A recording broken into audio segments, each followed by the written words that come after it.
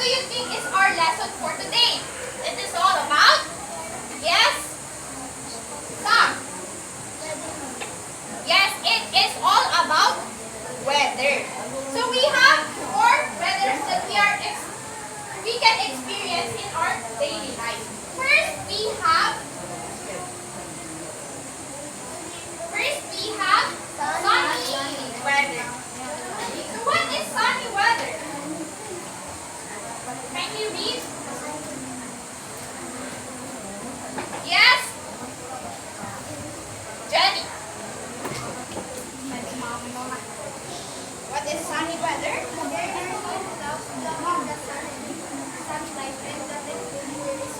Okay.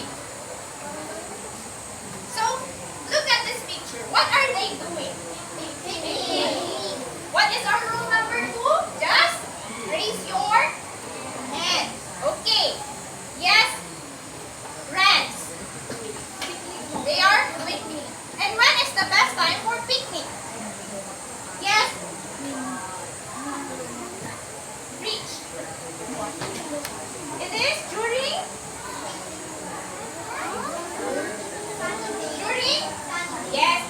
sunny weather. So what are the activities? What are the other activities that we can do during sunny weather? Yes, Julia. Yes, Johnny. What else? Tiana. Drink water always. Yes, when it's warm, you must drink water. What else? Yes, John. Go to the beach. Yes, we can go to the beach. Just like here in this picture.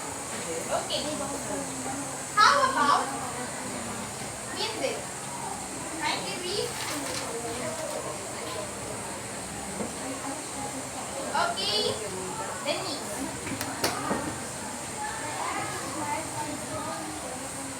Yes, the air is marked by strong winds. So look at this picture. So what is the kid doing in this picture? Yes, Yesha. Yes, playing paper planes. And when is the best time to play paper planes? Yes. Lawrence. During? Yes, during windy weather. So what are the other activities that we can do during windy weather? Yes, Gab. Yes, we can play kites. What else? What else? Yes, Cholo. Yes, can fly paper planes. Yes, Rihanna. Play boats in the river? Okay, boats in the river. Play paper boats in the river. So, when it's raining, what do we usually need to drink? What do we usually need to drink when it's raining? Yes, Lloyd. Umbrella. Yes, umbrella. So,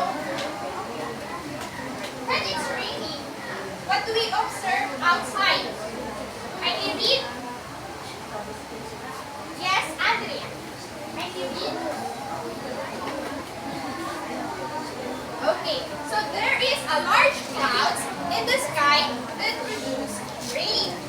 So look at this picture. So what does this child doing? Yes, Jenny. The child is making chocolate island. Yes, the kid is doing a chocolate tree. Is it hot or cold? Hot. Yes, it's hot. So what are the other activities that we can do during the rainy weather?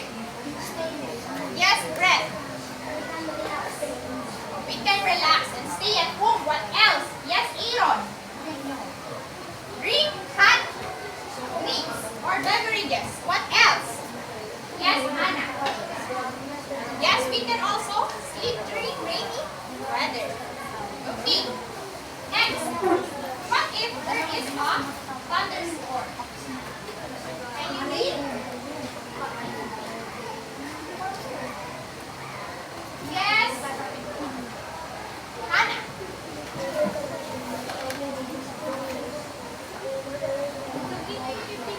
Okay. Weather conditions like heavy rain, strong winds, thunder, and lightning. So based from this picture, Based from this picture, what do you think is the boy doing? Yes, Franz. And when is the best time for reading a book? During what? What weather? Yes, Danica. Yes, during stormy weather. So what are the other activities that we can do during stormy weather? Yes, Yuan. Waiting the storm to go away. Yes. What else? Aside from that, yes, Sam. Stay at home. What else? Franz. Stay at home. Yes, play at home.